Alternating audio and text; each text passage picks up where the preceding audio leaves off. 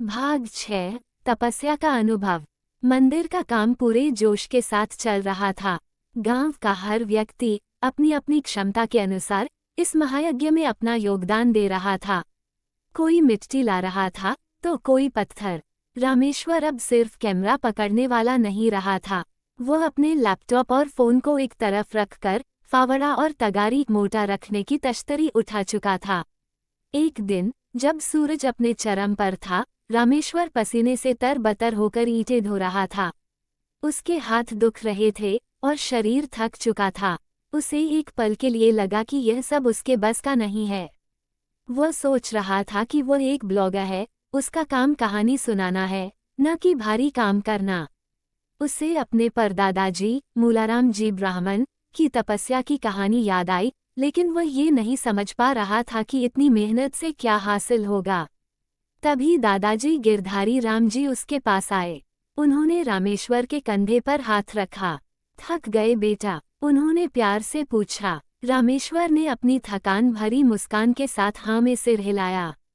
तुम्हारे परदादाजी ने सालों तक इसी जगह पर तपस्या की थी, दादाजी बोले। वो हर दिन अपना शरीर थकाते थे, अपना मन शांत करते थे। उनकी तपस्या सिर्फ मंत्रों और ध्यान में नहीं थी, बल्कि उनकी मेहनत में भी थी। हर चोट, हर दर्द, हर बूंद पसीने में भगवान शिव का नाम होता था। दादाजी ने समझाया कि यह काम सिर्फ मंदिर बनाने का नहीं, बल्कि खुद को ढालने का भी है। ये रामेश्वर की अपनी तपस्या थी। उस पल रामेश्वर को सब कुछ समझ आ गया।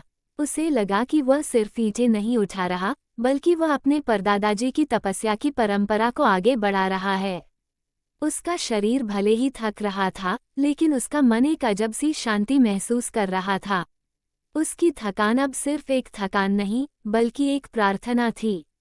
उस दिन रामेश्वर ने एक नई वीडियो बनाई। उसने कहा, आज मैं आपको मंदिर की प्रगति नहीं दिखा रहा हूँ, बल्कि अपनी प्रगति दिखा रहा हूँ।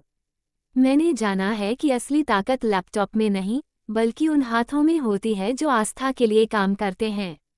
अब रामेश्वर को पूरा यकीन हो गया था कि इस मंदिर का निर्माण सिर्फ सीमेंट और ईंटों से नहीं, बल्कि उसकी मेहनत और तपस्या से हो रहा है।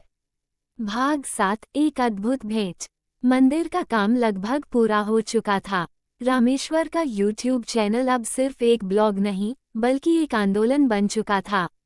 उसके वीडियोस को लाखों लोग देख रहे थे और दुनिया भर से लोग मंदिर के निर्माण में अपना योगदान दे रहे थे। रामेश्वर ने जान लिया था कि आस्था की शक्ति क्या होती है। एक शाम जब मंदिर में आरती हो रही थी, रामेश्वर ने देखा कि एक बुजुर्ग साधु मंदिर के बाहर खड़े हैं। उनके चेहरे पर एक अजब सा तेज था और उनकी आंखें बहुत शांत थीं। रामेश्वर तुरंत उनके पास गया और हाथ जोड़कर प्रणाम किया। बाबा, अंदर आइए, प्रसाद लीजिए, रामेश्वर ने विनम्रता से कहा। बाबा ने मुस्कुराकर रामेश्वर को देखा। मैं यहीं ठीक हूँ बेटा, मैंने तुम्हारी तपस्या देखी है। रामेश्वर चौंक गया। तपस्या? बाबा, मैं तो बस एक छोटा सा काम कर रहा हूँ। साधु ने कहा, ईंट और सीमेंट से तो सिर्फ इमारत बनती है, मंदिर तो उन हाथों और मन से बनता है जो समर्पण से काम करते हैं।